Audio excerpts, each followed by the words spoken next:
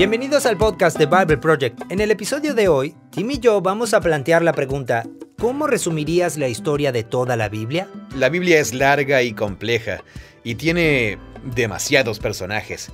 ¿Cómo logra mantener todo esto en orden? Sin embargo, la Biblia es una historia unificada. Una historia sobre el papel de la humanidad como gobernante del mundo en nombre de Dios. Este llamado vocacional es a lo que nos referimos como la imagen de Dios. Y es un estándar alto. Le da a los humanos mucha autoridad y mucho poder. Una pregunta que todos tienen en mente en este momento es: ¿qué significa usar el poder de manera responsable? La historia de la Biblia es sobre cómo ese llamado se ha corrompido y cómo Dios tiene la misión de arreglarlo. La forma en que Jesús redefine el poder en sus enseñanzas y su vida es escandalosa, pero también es sabia. Es, como él afirma, la única forma de seguir adelante. El resumen de toda la historia de la Biblia. Gracias por escucharnos. ¡Aquí vamos!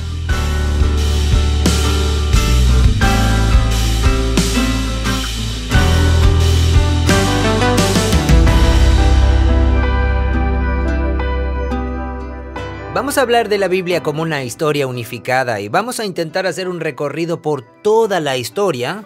Y para eso hemos hecho un video que cuenta esa historia en 5 minutos. Se llama La historia de la Biblia. Sí, un video que cuenta toda la historia de la Biblia. Nos estuvieron pidiendo eso. Sin presiones. Sin presiones, sí, sin presiones. Sí, la gente nos pidió durante mucho tiempo que hiciéramos este video. Y creo que nosotros dos siempre quisimos hacerlo. Sí, claro. Pero era cuestión de elegir el momento correcto y la serie correcta. Sí. Y me alegra que sea parte de la serie Cómo leer la Biblia, porque creo que entender cómo cualquier sección de la Biblia contribuye y encaja en la historia general es una habilidad muy importante para desarrollar. Y si no la tenemos, realmente dificulta la lectura de la Biblia. O simplemente terminamos por no saber leer nada en su contexto. Este video realmente fue difícil porque cada vez que hacemos un video temático, lo que yo he notado es que la Biblia tiene muchos matices y es mucho más sofisticada de lo que pensaba. Sí, sí. Y con solo rastrear ese tema, a través de la narración de la Biblia, se descubre un arco narrativo muy hermoso. Sí. Es verdad. Pero no podemos hacer un video que sea un resumen de todos los temas bíblicos, no, ni de cómo todos se unen en una narración épica. Sí, ¿no? Es un buen punto. ¿Sabes? Durante mucho tiempo solía conformarme con algunos de esos resúmenes muy generales de la historia de la Biblia, como la creación, la caída, la redención, la nueva creación, o algo así. Pero inevitablemente, esos esquemas simplemente, incluso ese, por naturaleza, deja afuera tanto sin tocar. La creación, la caída, la redención, la nueva creación. O sea, más o menos repasamos esos movimientos en cada video temático. Sí. Parece que sí. Siempre decimos, bueno, recordemos que eso es lo que sucedió en la creación y que este fue el problema. Sí. Y que esto es lo que Dios estaba haciendo con Israel. Sí. Y todo tiene su clímax en Jesús, la redención. Sí. Y luego se lleva a cabo plenamente en la nueva creación. Así que siempre tocamos esos puntos. Sí, lo hacemos.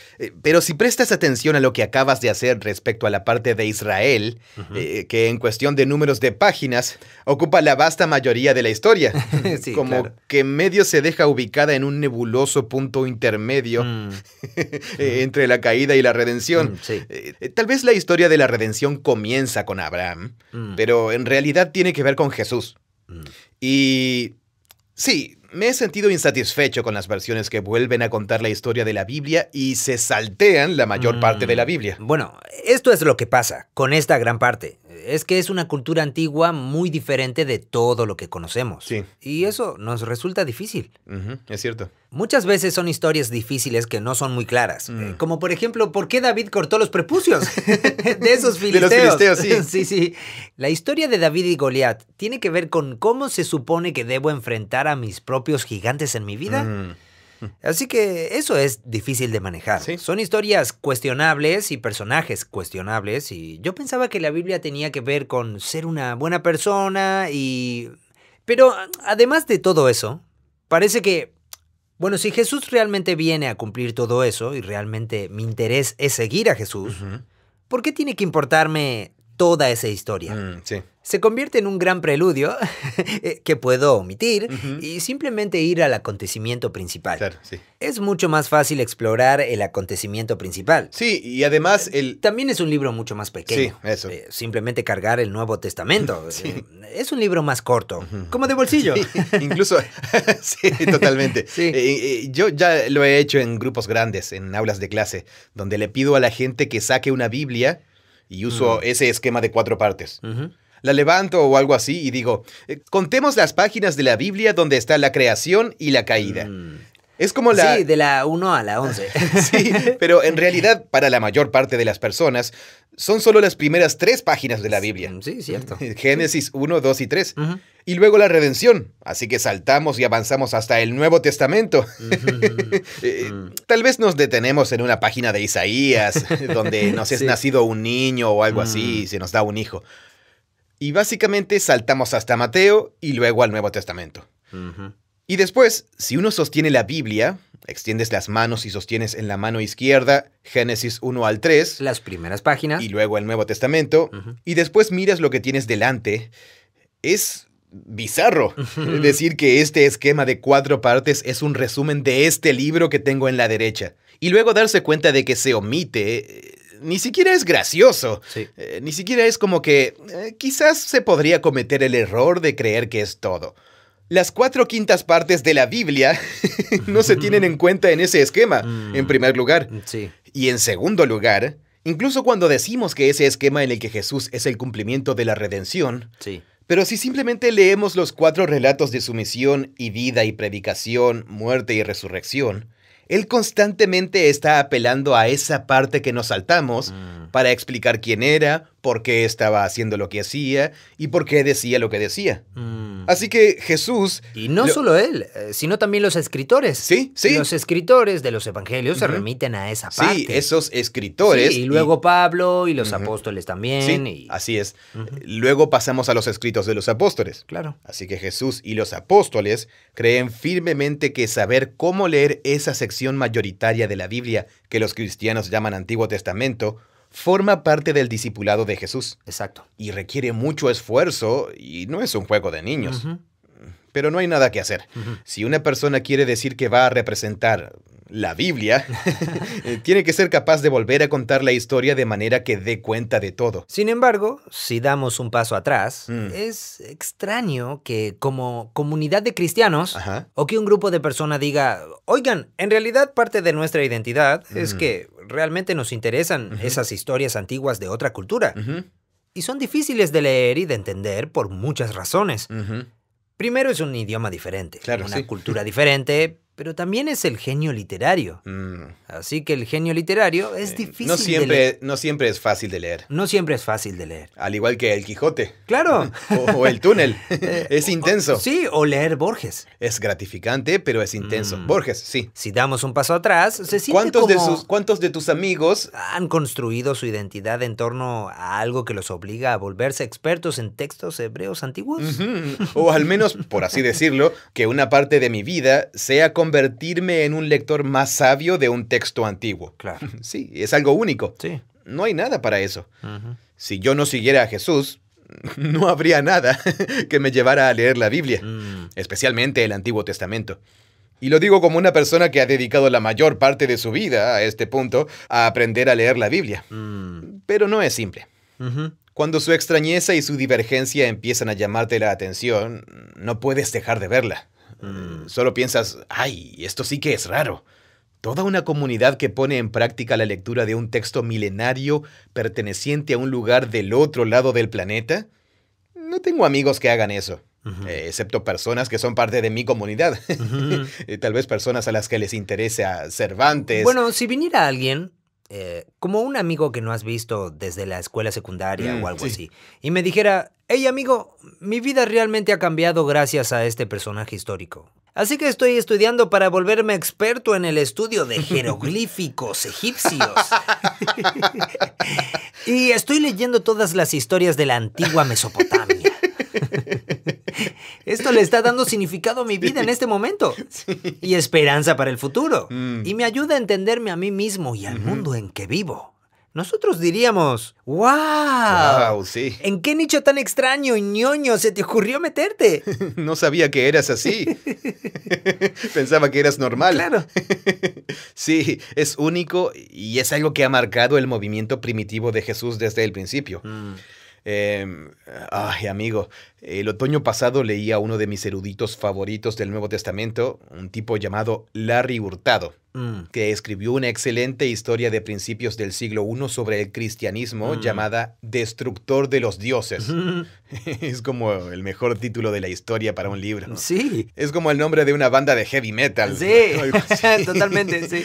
Pero en el título original en inglés también agrega algo como el carácter distintivo del cristianismo primitivo en el mundo romano, que hizo que los primeros seguidores de Jesús fueran extraños y objeto de burla en la cultura romana. Y una de las cosas que causó esto tenía que ver con la obsesión con los textos escritos. No había conexión entre ser religioso o ser un devoto adorador de los dioses y tener el hábito personal de leer textos antiguos relacionados con ese dios. Aparte del judaísmo antiguo, eso era totalmente ajeno. Pero para los primeros cristianos, al ser un movimiento tan universal que se extendía por todo el mundo, la reproducción, la lectura y el estudio de esos textos bíblicos se volvió parte integral del movimiento mismo. Lo cual es una disciplina que aprendieron como judíos del Segundo Templo. Sí, correcto. Las primeras generaciones crecieron leyendo las escrituras hebreas y estaban inmersas en ellas. Claro. Pero luego el movimiento se vuelve viral a través de Jesús, el Mesías, y eso se propaga por todo el mundo romano. Y luego los textos hebreos y las traducciones al arameo van al oriente, y la traducción al latín al occidente, y las traducciones al egipcio, al copto y al griego. Okay. Y de repente tenemos un movimiento religioso que el mundo nunca había visto. Una de las cosas que lo caracteriza es su obsesión con los textos. Con la literatura. Con la literatura y los textos. Sí. Esto era algo nuevo en la historia de la humanidad. O sea, otras religiones escribieron sus historias. Sí, pero no eran parte de la devoción personal ni de la devoción comunitaria. Se podía ir al templo y los sacerdotes sacaban unas tablas con las historias del dios que se adoraba en ese templo. Pero la idea de la producción masiva de textos para que cada iglesia doméstica pudiera tener algo como sus propios escritos de Isaías, claro, Génesis y Mateo. Y antes de eso, la devoción de los escribas que se unieron para formar los textos y esa cultura literaria que incluso creó algo de... En la historia judía. En la historia judía. Sí, era una minoría. Y esa es la cosa. Todo eso es historia judía. Sí, así es. Sí. La historia cristiana primitiva es historia judía. Es cierto. Claro, había judíos del Segundo Templo que salieron de esa cultura de obsesión con sus... textos sagrados. Textos sagrados, sí. Que parece no tener comparación con la cantidad de ingenio que se concentró en un solo grupo de personas en un momento de la historia. Exacto, sí. Tenemos muchos textos literarios del antiguo Egipto o de la antigua Asiria que sobrevivieron en tablas y trozos de cerámica o algunos papiros. Pero la Biblia hebrea es un fenómeno totalmente único en el mundo antiguo en términos de su tamaño, intencionalidad e interconexión. Sí. En Asiria había profetas, pero no había nada como un libro de Isaías. Una versión asiria del libro de Isaías. Un equivalente asirio del libro de Isaías. Nada se le acerca ni un poco. Claro. Entonces sí, el judaísmo del Segundo Templo era una cultura inmersa en los textos. Jesús era parte. Creció en esa cultura e hizo una afirmación radical, que todos estos textos, que los cristianos llaman Antiguo Testamento, eran sobre él y lo que estaba haciendo... Sí, cuando empezó el ministerio, abrió el rollo de Isaías. Sí, totalmente. Y lo leyó y dijo, esto se está cumpliendo. Esto se está cumpliendo. Sí. Entonces Jesús le dio sentido a todo lo que hizo, recurriendo a esta historia más amplia contada en estos textos sagrados.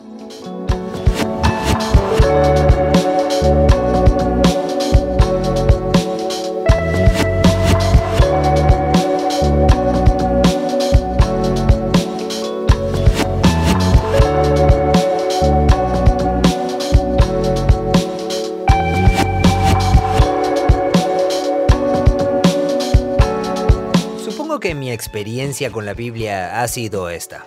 Voy a darte un marco teológico claro. Fuiste puesto en la tierra para glorificar a Dios, lo arruinaste todo, No diste en el blanco, pecaste. Debido a tu pecado, ahora mereces la muerte. Pero Jesús vino y asumió ese castigo por ti. Y si creo, si tengo fe, un día puedo ir al cielo. Entonces, presta atención.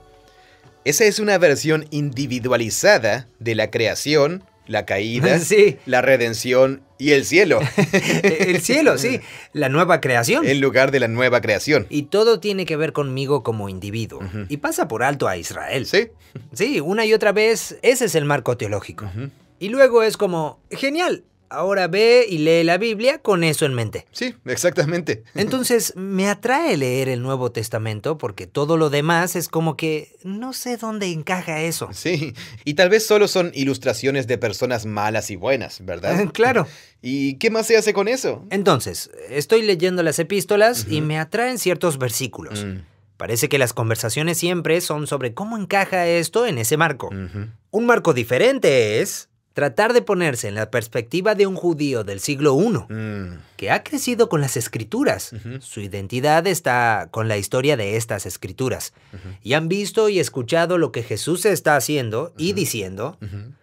Y ahora están tratando de darle sentido por lo que significa para el movimiento de Jesús. Sí, aunque en esa ecuación, la Biblia hebrea ya ha existido en tu vida y en tu comunidad por mucho tiempo. Y cuenta una historia en la que tú estás viviendo. Te ves a ti mismo como viviendo la historia. Cuando hablas del Éxodo, eso significa mucho para ti. Eso, sí. Y cuando piensas en el Mesías, también significa mucho para ti. Y la infidelidad de Israel condujo al exilio en Babilonia, así que entonces nuestros antepasados volvieron a nuestra tierra y reconstruyeron el templo, y estamos esperando que se cumplan las promesas de los profetas. Claro.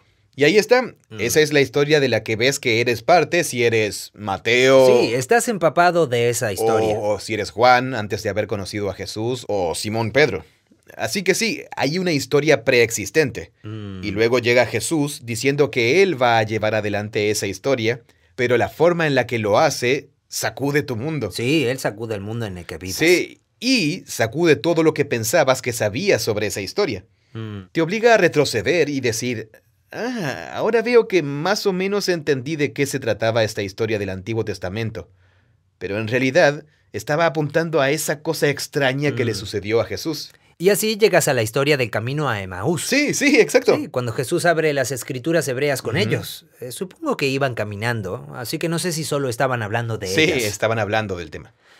Y él comienza a hacer referencias de todo, ¿no? Y les dice algo como, oigan, ¿recuerdan esa parte de las escrituras hebreas? Cierto. ¿Hablan de mí? Sí. No tenemos la conversación. Ojalá la tuviéramos. Es cierto. Es una pena. Si hubiera habido un droncito ¿Dron de audio? Volando sobre ellos.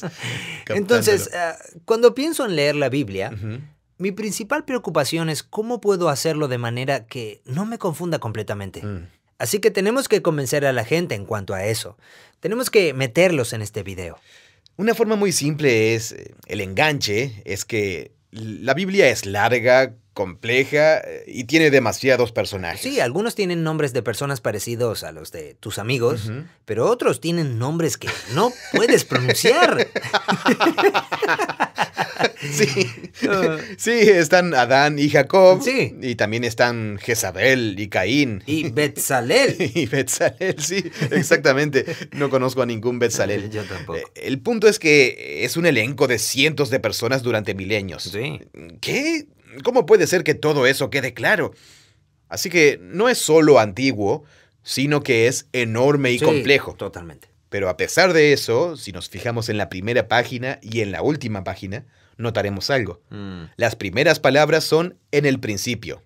El penúltimo párrafo de la última página de la Biblia es y reinaron por los siglos de los siglos.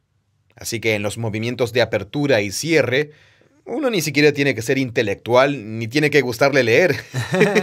Principio y luego por los siglos de los siglos. Sí, en el principio, y la historia continúa. Luego la conclusión del movimiento narrativo de todo el asunto es y reinaron por siempre y para siempre. ¿Qué tipos de libros comienzan y terminan así? Obviamente las obras de literatura narrativa. Pero ¿qué tipo de narración será una narración enorme y bien gorda, con un elenco de cientos de personajes? Y entonces es una epopeya. Claro. La categoría literaria para esto es epopeya literaria. que era más común en el mundo antiguo, incluso en el mundo medieval. Alguien como Tolstoy, las grandes novelas épicas como Los Miserables o La Guerra y la Paz o algo así. Esas son novelas épicas con muchos personajes. Claro. De eso estamos hablando aquí. Una narración larga, pero que tiene entretejidas tramas principales y subtramas, pero todo se une y encuentra su unidad y coherencia en la persona de Jesús. Y una vez que logras ver cuál es esa historia principal y sus movimientos principales, entonces comienzas a reconocer dónde estás, claro, sin importar por dónde comienzas a leer. Si tienes en mente el panorama general y los movimientos principales de la historia, siempre vas a poder saber cuál de ellas es donde estás, cuál es tu lugar en el mapa. Claro, sí, las coordenadas. Las coordenadas.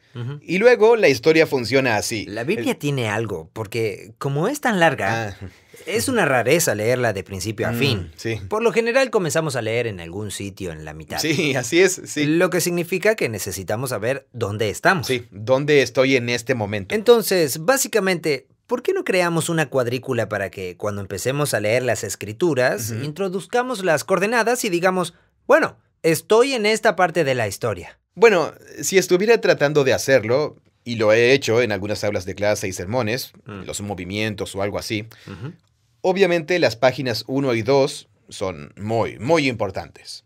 Jesús en varias ocasiones se refiere a las páginas 1 y 2. Probablemente no hemos pasado tanto tiempo en ningún otro sitio de la Biblia más que en las páginas 1 y 2. Sí, y con toda la razón. Claro. Establecen el mundo narrativo. Sí. Establecen cuál es el objetivo de todo, cuál es el propósito de los humanos en la historia y cuál es el problema. Sí, hay razón para ello. Sí. Por cierto, ¿cómo adquiriste el hábito de decir las páginas 1 y 2 en lugar de capítulos 1 y 2?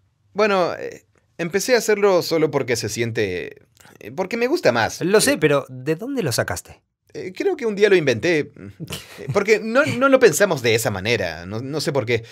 Por alguna razón me hace pensar en la Biblia de manera diferente al decir páginas 1 y 2. Okay. No sé, en algún punto en los últimos años. Okay. Bien, así que Dios hace un mundo bueno lleno de potencial. Bien. Él quiere compartirlo porque aparentemente esa es la naturaleza de Dios. Él designa a los humanos como su imagen divina para que lo gobiernen y se encarguen de él en su nombre. Eso es páginas 1 y 2. Sí, ok. Pero todo tiene que ver con el trabajo que se les da a los humanos. Dios quiere compartir el mundo y gobernarlo a través de los humanos, y el trabajo de ellos es gobernar el mundo y aprovechar su potencial con fines positivos. Toda esa historia no se trata solo de una especie de paraíso donde los humanos viven en relación con Dios, claro, y donde luego el conflicto de la trama es que la relación se daña. Esa es una forma cristiana muy común de hacerlo. Tiene que ver con la relación es perfecta, la relación se daña, la resolución de la trama va a ser la restauración de la relación. Exacto. Y eso es cierto, pero la historia no es exactamente así. ¿Y a qué tipo de relación nos estamos refiriendo? Es una relación laboral. Tiene que ver con una sociedad de negocios que salió mal. Esa es la naturaleza del conflicto de la trama. Que los humanos tienen un trabajo y Dios está comprometido con que los humanos hagan ese trabajo. Así que se abre con el trabajo de gobernar al mundo. Bien. La introducción del conflicto de la trama, entonces, a nivel cósmico, es que los humanos pierden su oportunidad de hacer el trabajo de una manera que cree vida. En cambio, se rebelan y son víctimas de la muerte y la corrupción moral, etc. La naturaleza del conflicto de la trama es, oh no, ahora los humanos no pueden hacer su trabajo. Ese es el conflicto de la trama. Bueno, eso no es cierto. No pueden hacer su trabajo correctamente. Y cuando hacen su trabajo, son quienes toman las decisiones por su cuenta y redefinen el bien y el mal y crean muerte en lugar de vida. Ese es el conflicto de la trama. No es solo que no estén haciendo su trabajo, sino que lo están haciendo de manera incorrecta e introduciendo todos esos resultados horribles. Es como darle una pistola de dardos de goma a un niño de 2 años. Sí. No va a terminar bien. Sí, totalmente. A mí me dispararon en el ojo. Le dimos a Paxton una pistola Nerf nueva para Navidad, que dispara rapidísimo. Wow. Es una cosa muy poderosa y diminuta. ¿Es el típico dardo de Nerf? Bueno, sí, es un dardo Nerf y en la parte delantera tiene un plástico duro. En realidad, si te da de lleno justo en la piel, te arde. Esa cosa vuela. Y es como un pequeño revólver. Te tira como 3 a la vez. Y mi hijo lo tenía y yo se lo preparé porque pensé, no creo que este dedito tan pequeño pueda apretar el gatillo. Claro. Luego dejé de prestar atención y él me estaba apuntando. Apretó el gatillo con éxito y esa cosa se me vino directamente al ojo. No. Apenas tuve tiempo de cerrar los ojos. Wow. Durante los 2 días siguientes, mi ojo quedó palpitando. Después de que sucedió, yo estaba... Creo que me voy a quedar ciego. Quizás este es el fin. De ahora en adelante, cuando la gente me pregunte cómo perdí la vista, tendré que decir, por una pistola Nerf. Todo lo que me pasaba por la mente era lo mucho que me dolía. Ahora estoy bien, pero esa es la humanidad. Sí. Es un niño de 3 años con una pistola Nerf. Sí. La historia es que esa es la humanidad, pensando que puede definir el bien y el mal según los criterios de lo que nos hará sobrevivir y nos protegerá a mí y a mi grupo. Mientras ese sea el único objetivo que tenemos en mente, definir el bien y el mal es un arma destructiva en nuestras manos. Sí. Esa es la caída. Sí. Entonces, ya sea que se trate de un movimiento o de 2 movimientos, tenemos la creación y la humanidad. No me gusta mucho ese título, pero podríamos encontrar una forma diferente. Okay. La creación y el llamado humano o algo así. Y luego la rebelión y las consecuencias. No se puede contar ninguna historia sin la introducción y la introducción de la trama.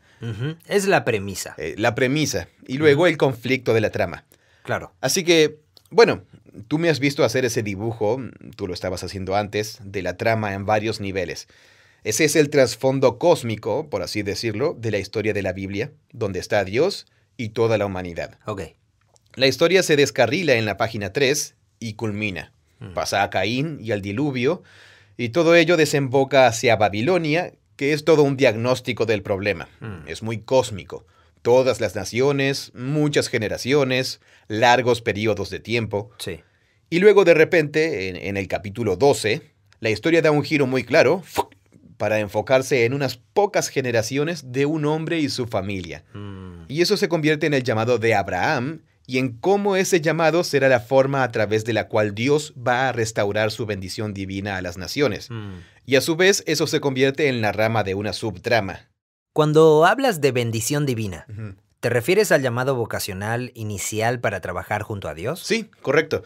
El trabajo que se les da a los humanos en la página 1 es una bendición. Ok. Dios los bendijo y dijo, den fruto y multiplíquense y llenen la tierra, sométanla, gobiernen sobre los peces del mar y las aves del cielo, ese tipo de cosas. Así que el trabajo es un regalo, es una bendición. Okay. Quiero hacerlo con ustedes. Ahora esa es nuestra responsabilidad o privilegio. Cuando Dios le dice a Abraham, después de que todas las naciones la estropearon por completo, voy a bendecirte, a convertirte en un pueblo y tú serás una bendición y bendeciré a quienes te bendicen y te protegeré de quienes te maldigan y en ti todas las familias de la tierra serán bendecidas o descubrirán la bendición. Menciona 5 veces la palabra bendición y bendecir. Sí, es una gran bendición. Es una gran bendición y es un recurso literario. Todo apunta a esa bendición de la página 1, que la bendición que era para toda la humanidad se perdió. Y por eso, Dios va a tomar una familia y les va a dar a ellos esa bendición divina y la invitará a vivir esa experiencia. Y de alguna manera, a través de ellos, esa bendición se extenderá de nuevo a toda la humanidad. Así que ese es el argumento de la Biblia. Cómo Dios tiene la misión de bendecir a sus enemigos, de alguna manera, a través de la familia de Abraham. Y a pesar de eso, muchas personas simplemente saltarían hasta Jesús en ese momento. Pero en mi mente... Tatara, nieto de Abraham. Sí, totalmente. En mi opinión, todavía hay algunas cosas más que son cruciales para saber quién es Jesús de las que hay que dar cuenta. Esto es bastante rápido. Tenemos la creación y el llamado a la humanidad. Tenemos la rebelión humana y las consecuencias de eso. Y luego tenemos la parte de la historia que se refiere a Israel. Dios elige a la familia de Abraham. Por medio de él va a bendecir a las naciones. El problema es que la familia continúa fallando. Sucede en la vida de Abraham. Él falla. La mayoría de sus hijos fallan. Sus bisnietos tratan de matarse entre sí o Sí. venderse entre sí como esclavos. Dios rescata a toda la familia de la esclavitud y los invita a que sean fieles a Él y sigan los 10 mandamientos y otros 603. Y ellos fabrican un becerro de oro. Fabrican un becerro de oro y cada parte de la historia de Israel es un fracaso que imita el fracaso de la humanidad en las páginas 1 y 2. Así que la historia de Israel no es solo una ilustración de lo que toda la humanidad sufre o sufrió en el jardín. En realidad, la historia de Israel intensifica el problema. Una analogía sería un maestro de una escuela secundaria o preparatoria. Hubo un momento en que el estudio de Bible Project estuvo ubicado en el piso inferior de una vieja escuela reacondicionada. Era el taller de madera.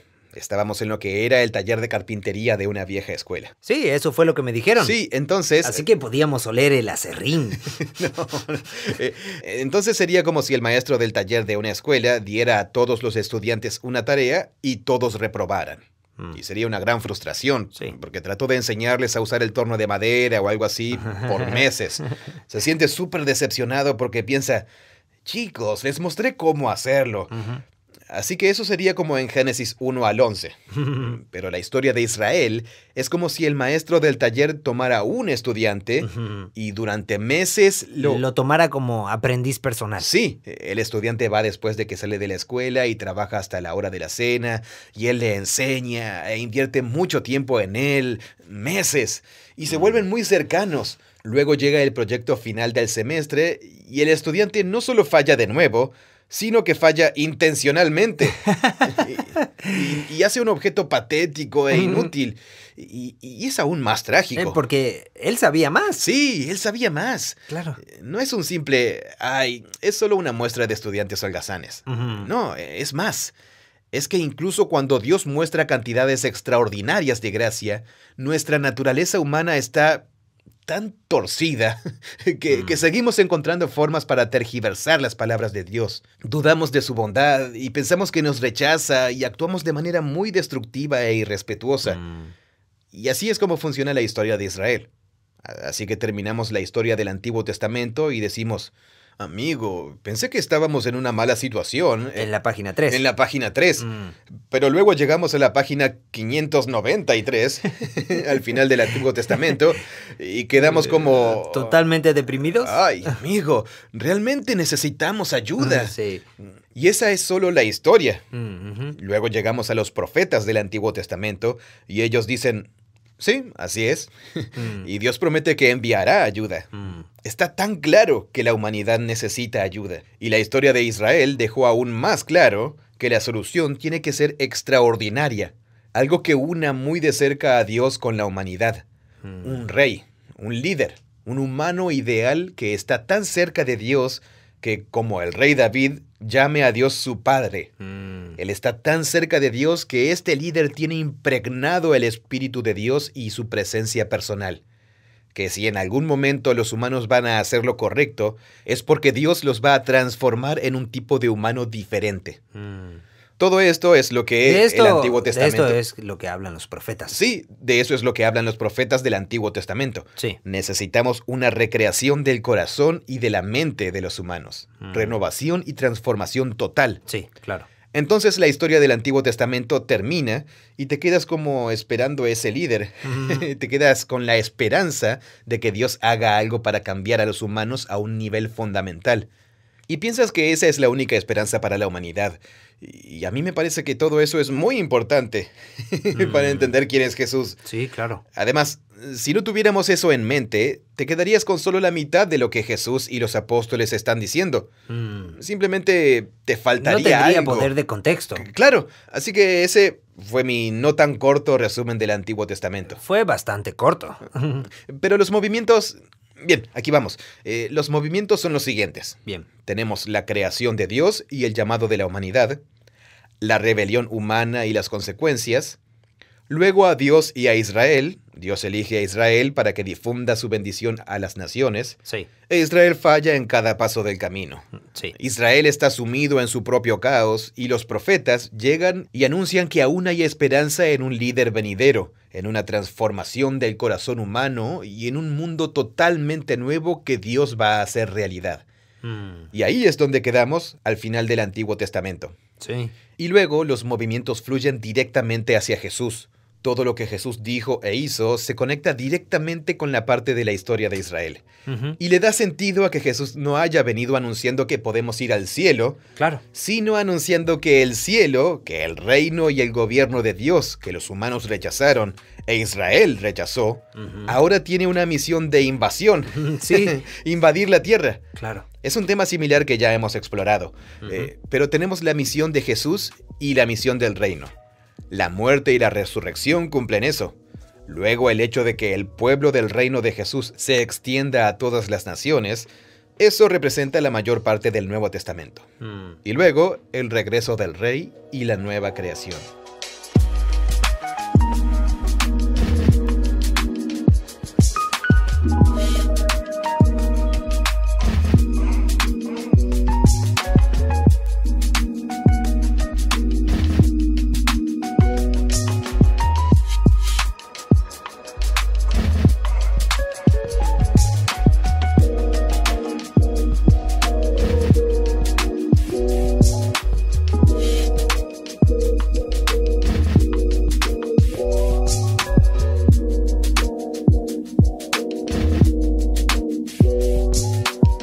Todo este lenguaje del rey y del reino proviene de una parte muy específica de la historia de Israel, donde les llega un rey.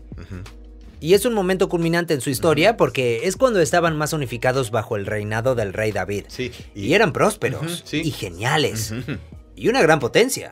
Nadie los gobernaba. Estaban unidos. Sí, en toda la historia de Israel solo hubo un rey que logró unificar a todas las tribus de Israel y les dio abundancia a la tierra. Y que amaba la ley de Dios. Sí, él era fiel al Dios de Israel. Cometió algunos errores bastante graves, de los que nunca se recuperó del todo, aunque sí se arrepintió. Sí, pero él nos da la poesía de ¿cómo amo tus palabras, oh Dios?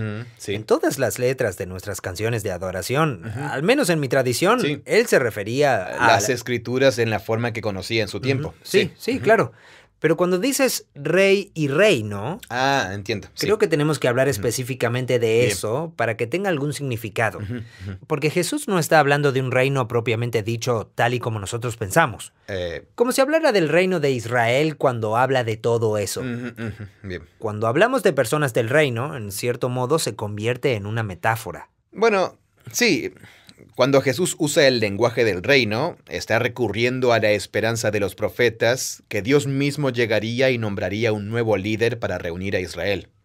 Pero lo que Jesús no parece tener en mente es que eso tome la forma de un nuevo Estado-nación.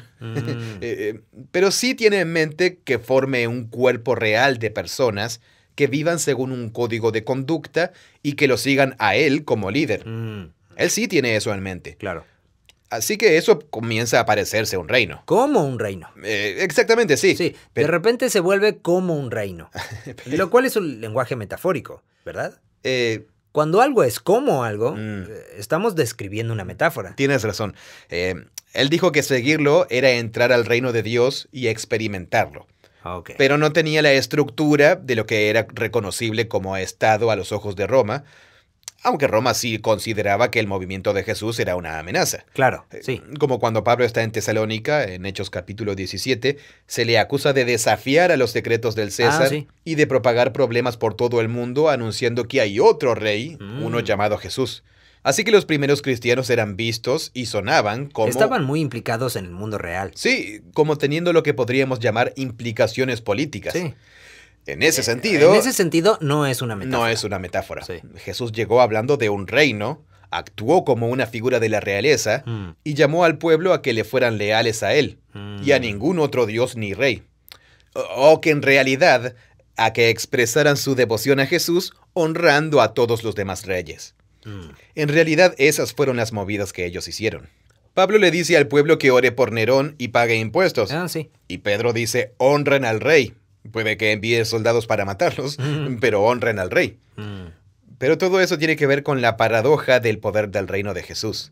Lo que estás diciendo es que es como un reino, pero que no funciona como un reino tal y como nosotros lo conocemos. Sí, porque en un reino tal como nosotros conocemos, el rey estaría aquí, supongo. No sería invisible. ¿Cierto? Seamos honestos. Sí, no sería un espíritu que da vida. Que está presente a través de su pueblo, etcétera. Sí, no es un reino normal. Ujú. Además, los valores del reino están completamente invertidos y su perspectiva de un reino normal, como dices, está al revés. Sí, sí. Así que, en cierto modo, por eso es que decimos como un reino, porque es diferente a los reinos. Pero es también... Supongo que está en su propia categoría de reino, el pueblo de Jesús que se extiende a lo largo de la historia y por las naciones. Pero debe ser reconocible como un grupo distinto de personas que viven según un grupo diferente de lealtades y con una ética diferente. Que, sin embargo, no son una amenaza para los gobernantes. No son una amenaza militar para los gobernantes, Claro. independientemente del lugar del reino donde vivan. A eso me refiero con gente del reino. Jesús llega anunciando el reino y luego la gente del reino se dispersa por las naciones esperando el regreso del verdadero rey del mundo. Esa es una frase que se vuelve importante. Parece que realmente explica la idea del reino. Entiendo. Bueno, sí, ese es un buen punto. Lo cual es un poco diferente a anclarse en una vocación. Bien, eso es cierto, pero ¿cuál es la vocación? Gobernar. Gobernar, sí. Eso es lenguaje de reino. Lo que los humanos están llamados a hacer es una tarea de la realeza, de ser gobernantes regios sobre la creación. Entiendo. Así que podríamos elegir cosas que tengan que ver con el hecho de gobernar y el reino Como anclaje. como ancla. Sí. Es decir, se puede argumentar sólidamente que ese es uno de los temas principales, los hilos que mantienen unida toda la historia. ¿Quién va a gobernar el mundo? ¿Quién va a gobernar el mundo y cómo va a ser gobernado? Sí, ¿cómo va a ser gobernado?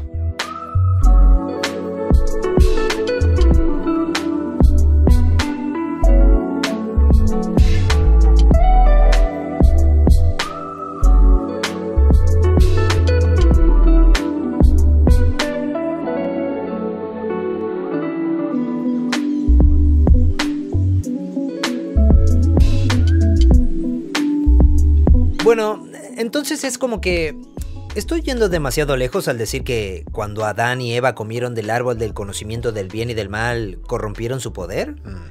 Porque cuando usan su poder y deciden qué es bueno y qué es malo, hacen un mal trabajo. Sí. E inevitablemente es debido a la autoprotección y a la autopreservación. Esa es la forma natural en que los humanos definen el bien y el mal. Pero necesitamos que Dios lo defina por nosotros. Claro. Así que Jesús viene y dice, esto es lo bueno. Es amor que lo hace a uno entregarse, y así es como este tipo de bondad ejerce su poder. Incluso ahora cuando pienso en ello, es absurdo, ¿verdad? Sí. Porque yo sigo siendo un humano que hasta cierto punto está tratando de definir el bien y el mal por su cuenta. Luego Jesús dijo, esto es lo bueno, es dar la vida por tu enemigo. Claro. Y entonces pienso, ¿en serio? ¡Qué estupidez! En realidad es un poco estúpido, sí. Pero esta es la tercera parte de nuestra declaración de misión. Es que la Biblia es una historia unificada que nos guía a Jesús y que tiene enseñanzas sabias para el mundo moderno.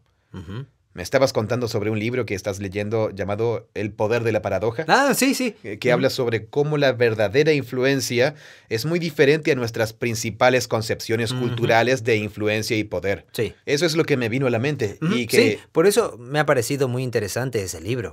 Porque no está escrito desde la perspectiva cristiana. Fue en... no sé, no recuerdo de dónde es, Stanford o algo así.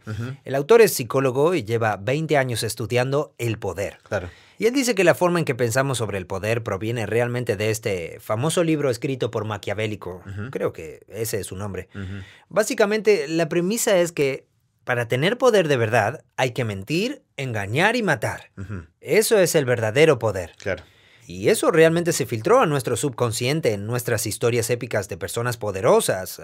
Por ejemplo, la serie House of Cards de Netflix. No sé, quizás no lo hayas visto, no. pero tiene que ver con un político que se hace poderoso mediante la corrupción. Claro. Tenemos muchas historias, pero su punto es que esas son nuestras historias. Pero si nos fijamos en cómo cambia el mundo realmente y en quién se ve influenciado a largo plazo, Claro. las personas que seguimos celebrando y que en realidad han hecho avanzar la historia de la humanidad, tenían un tipo de poder diferente. Sí. Como Martin Luther King, la Madre Teresa o Gandhi. Y ese tipo de poder proviene de la búsqueda del bien común. Sí.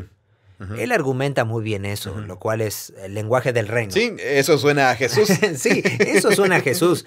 Él básicamente dice, oigan, después de 20 años de investigación, he descubierto que...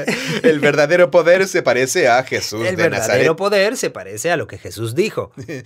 Tú me lo habías descrito antes, lo que decía era empatía. Sí, bueno, algunas de las características que hacen que ese tipo de poder perdure son la empatía, la generosidad y la celebración de las historias de otras personas. Bien, sí. ¿Cuál era la otra? La cuarta se me escapa. De todos modos, aún así. Igualmente, la paradoja es, se llama el poder de la paradoja, Claro. porque así se gana el poder. Claro. Pero cuando tienes poder, lo que hace es que te aíslas más. Te hace sentir importante, te hace sentir autosuficiente. Claro. Y naturalmente te vuelves menos empático con los demás. Empiezas a pensar, ¿cómo protejo lo que he ganado? Claro. Eso se convierte en algo por lo que nos preocupamos más. Claro. Hace que contemos grandes historias sobre nosotros mismos y sobre nuestro éxito, lo que realmente minimiza a otras personas. Así que las implicaciones naturales del poder son que luego nos convertimos en el tipo de persona a la que nunca habría que darle ese poder. Sí. Y esa es la paradoja. Esa es la paradoja. Sí, es que cuando obtenemos poder, no sabemos qué hacer con él. Nos destruye. Distorsiona nuestra capacidad de pensar con claridad. Y he pensado en esto antes. Como que yo no podría ser presidente de los Estados Unidos. Sí. Eso me destruiría. Digo, por ejemplo, cuando ayudaba a dirigir a una empresa que le iba muy bien, como que te retuerce un poco porque de repente estás tomando decisiones más importantes que afectan a la gente. Estás gastando cantidades de dinero en decisiones empresariales que la mayoría de la gente ni siquiera gana en un año. Hay diferentes cosas que te hacen sentir como si fueras distinto. Claro. Y más importante, y como si uno estuviera fuera de las reglas. ¿Me entiendes?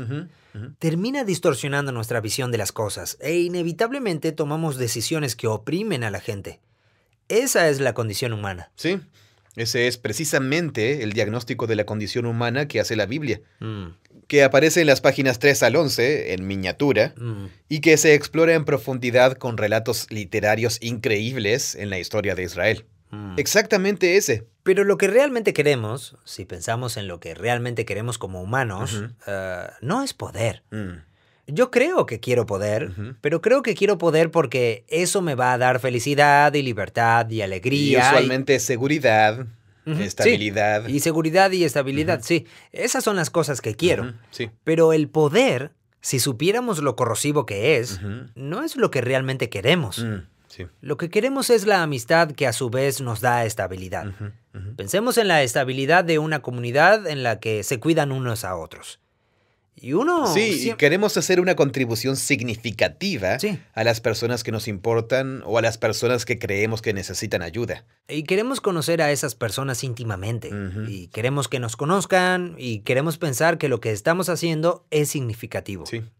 Esas son las cosas que queremos y esas son las cosas que nos dan felicidad, no el poder. Pero a las personas que les va bien y están trabajando por esas comunidades, las comunidades les dan poder a esas personas. Y luego, ¿qué hacemos con eso? Claro. Y Jesús dice, esto es lo que se hace con ese poder. Y así es como comienza a tener sentido. Sí. Pero aún así, si alguien me dijera, John, vas a tener que morir por esos tipos que no te caen bien. Yo diría, preferiría quedarme pasando el rato con mis hijos durante otro par de décadas. Cierto. ¿Verdad? Sí. Como, preferiría pelear con ese tipo y matarlo a él si tuviera que hacerlo, si se llegara a eso, y estar con mi familia. Mis hijos me necesitan. Sí. Eso tiene mucho más sentido, intuitivamente, que dar la vida por un enemigo. Espero no encontrarme nunca en esa situación. Pero ese es el mensaje de Jesús. Y a la larga eso tiene sentido si pensamos en términos de la gran historia y generación tras generación y el problema sistémico. Pero cuando se trata de mí y de solamente este momento, ¿verdad? Exacto, sí. Supongo que muchas cosas son así. O sea, si lo pensamos, por ejemplo, con el medio ambiente, si todos decidieran hacer un par de cambios pequeños, podríamos ordenar mucho las cosas. Pero, ¿voy yo a hacer eso en mi vida? Claro, cierto. No. Prefiero... Exacto, sí, es la naturaleza de un sistema dañado. Sí. A medida que hablas, creo que eso es lo fundamental del tema. Uno de nuestros objetivos al hacer este video fue que queríamos dejar en claro la historia unificada y coherente de la Biblia y cómo Jesús unifica todo. Lo que me acabas de describir es una historia muy convincente. De eso se trata el video, de la capacidad y de la tarea de la humanidad, de la tarea de realeza, de la tarea poderosa, de la corrupción. Se nos dio el aliento de Dios. Sí, se nos da la autoridad divina que ninguna otra especie tiene, la capacidad de hacer lo que nuestra especie puede hacer aquí en nuestro mundo, y cómo eso se corrompe según la historia, lo cual es muy fiel a la experiencia humana. Y luego, del papel único que la familia de Israel dentro de ella tiene, revela un diagnóstico aún más profundo del problema. Después, cómo Jesús se convierte en quien nos muestra el verdadero poder, reinventándolo por completo y llevando esa reinvención o esa cualidad de estar al revés hasta sus últimas consecuencias, encarnándola en su muerte. Y luego... Esa sería la Biblia en versión de resumen en folleto. Sí, y luego se trata del lanzamiento de ese nuevo reino con un nuevo tipo de humanos diferentes que son llamados a gobernar. Sí, los humanos se unen para gobernar de esa manera, de manera organizada. ¿Cómo sería eso? Exacto, y eso se supone que eso es... Al menos ese es el ideal. El ideal. Al que la iglesia está llamada en el Nuevo Testamento cuando anticipan el regreso de ese rey y lo que pasa cuando te destruyen haciendo eso. Como mártires perseguidos, ¿verdad? Sí. Según el libro de Apocalipsis, así es como ganamos. Sí, creo que ahí existe una oportunidad genial. Esa es una pregunta muy natural que el Apocalipsis aborda a través de este lente, que es... Bueno, genial. Voy a ser parte de ese movimiento. Pero, ¿qué pasa cuando llega el tipo malo y decide simplemente ser malvado? Estoy acabado. Y es como, sí, pero así es como vencerás. Sí, te levantas y das testimonio. Llamas la atención y le pones nombre a la bestia. Y eso enfurece a la bestia. Sí. La bestia podría matarte porque no le eres leal. Sí. Pero habrás muerto dando testimonio del verdadero rey del mundo. Sí. Y él te reivindicará cuando resucites de los muertos. Creo que ahí hay algo. Lo que mencioné de la sabiduría para el mundo moderno es, para mí, como... Leo ese libro de Maquiavelo, se llama El Príncipe. Ah, sí, El Príncipe. Pero ¿Es Maquiavelo? No maquiavélico. Maquiavelo, sí. Luego su sustantivo, su nombre, se convierte en adjetivo, maquiavélico. Entonces lo dije mal. Pero... la Biblia está a la par de esas grandes contribuciones al pensamiento humano y su diagnóstico de la condición humana. Esencialmente es un diagnóstico de poder. Tiene que ver con el poder. Creo que eso es muy profundo. Sí. No sé si te prestaste atención cuando resumías ese libro, pero es muy, muy interesante y convincente y relevante. Sí. Creo que este video presenta una oportunidad genial para servir a las personas para que vean la Biblia como una historia unificada y también para que vean que se trata de algo tan relevante. Sí, muy relevante. Tanto como el clima político en el que vivimos en este momento, en el que está viviendo todo el mundo en este momento, y que ha existido desde hace mucho. En fin. Bueno, se puede ver que está al revés en que, ¿qué parece tener más sentido para un Estado-nación? Cuando las cosas se ponen difíciles, decimos, solo tenemos que protegernos. Instintivamente, eso tiene mucho sentido. Y es muy difícil argumentar en contra de ello. Una pregunta que todos tienen en mente en este momento es, ¿qué significa usar el poder de manera responsable? Sí, ¿qué significa usar el poder de un grupo organizado de personas? Ganar poder y luego soldarlo, usarlo. La Biblia habla mucho de eso y Jesús también. Y también... toda la historia de Israel tiene que ver con eso. Sí, es tanta sabiduría, lo cual es escandaloso. Es un poco absurdo. En cierto modo, pero por eso te mencioné ese libro. También es sabio. Pero también es sabio, sí. Estábamos hablando de Los Miserables de Víctor Hugo antes. Pero, ya sabes, la bisagra de toda la trama es que a John Paul Jones se le muestra un acto escandaloso de generosidad totalmente irresponsable. Sí. Gracia y perdón. Me encanta eso. Generosidad irresponsable. Sí. Y él no lo vive como un acto de amabilidad en el párrafo clásico que describe la respuesta de John Paul Jones. Él se escandaliza, se enoja, porque sabe que si continúa siendo el mismo humano horrible, estará aún más condenado después de que se le mostró ese acto de amor y gracia. Oh, wow. Y entonces es un párrafo increíble. Sí. Era como si le confrontaran cada parte de su ser y supiera que ese era el momento de vencer o ser vencido para siempre. Y entonces él elige dejar que eso lo transforme a él y a su visión y lo que va a hacer con el resto de su vida. Es hermoso. Sí, así es asombroso. Sí. Pero es eso. Es la forma en que Jesús redefine el poder en sus enseñanzas y su vida. Es escandalosa, pero también es sabia. Como si fuera, como él afirmó, la única forma de salir adelante para cualquiera de nosotros. Y él la ofrece como sabiduría. Y luego viene el profesor de Stanford, que escribe un libro y dice, ¿sabes? Las personas más poderosas de nuestro mundo son personas que terminan comportándose como Jesús. Mira, ya encontré de dónde es. La paradoja del poder. Cómo ganamos y perdemos influencia. Ajá. ¿Y quién lo escribió? Dacher Kellner. D-A-C-H-E-R. Profesor de psicología de... la Universidad de California en Berkeley. Sí, UC Berkeley. Sí, y es director del Greater Good Science Center, el Centro Científico por el Bien Común. Supongo que ahí es donde demuestra que no solo habla, sino que también hace algo al respecto. Genial. Sí, es parte de la Universidad de California en Berkeley. ¿Cómo supiste del libro? Estaba en una librería mirando libros y vi el título. Y me dije, ¿qué título tan interesante? Luego encanta. empecé a hojearlo y me dije, esto es genial. Ese es un argumento para apoyar a las librerías locales. Sí. Vas a dar un paseo y no sabes con qué te vas a encontrar. Podría cambiar tu vida. Bien, creo que ya le hemos dado en el clavo. Creo que eso es lo que estamos tratando de hacer. Desmenuzar la historia bíblica y los movimientos principales, pero siguiendo el hilo unificador sobre ¿El poder? El gobierno y el poder, sí. Sí, nos aleja un poco de... como que... ¿La Biblia no es sobre la salvación? Sí, totalmente. Estaba pensando en eso. Hace que se sienta menos como un tema religioso. Totalmente, y sí. más como una obra de filosofía Cierto. moral. Sí, es refrescante en un sentido, pero es potencialmente problemático porque la Biblia es más que un libro de filosofía. Eso es verdad, sí. Sí, hace una declaración sobre cómo es el mundo en realidad. Tienes razón. No es una filosofía moral en términos de solo así es como debería ser. Es casi, así es como básicamente eres incapaz de ser lo que debería ser. Y aquí hay alguien que fue eso por ti y quiere ser la fuente de poder para que tú mismo te conviertas en eso. Y luego se vuelve místico. Sí, es un buen punto. Entonces luego se vuelve religioso otra vez. Luego se vuelve religioso. Bueno, ahí lo tienes. No es sobre cómo tener un nuevo estado mental, sino sobre cómo tener un encuentro personal con el Dios del universo. Exacto. Algo sucedió en la persona de Jesús. Sí. Y para entenderlo, necesitamos conocer esta historia.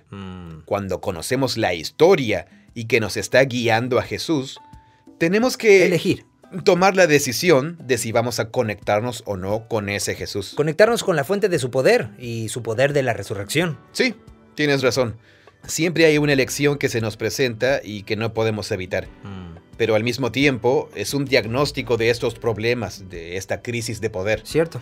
Es una contribución muy importante a las preguntas de nuestra época, a las ansiedades de nuestro tiempo.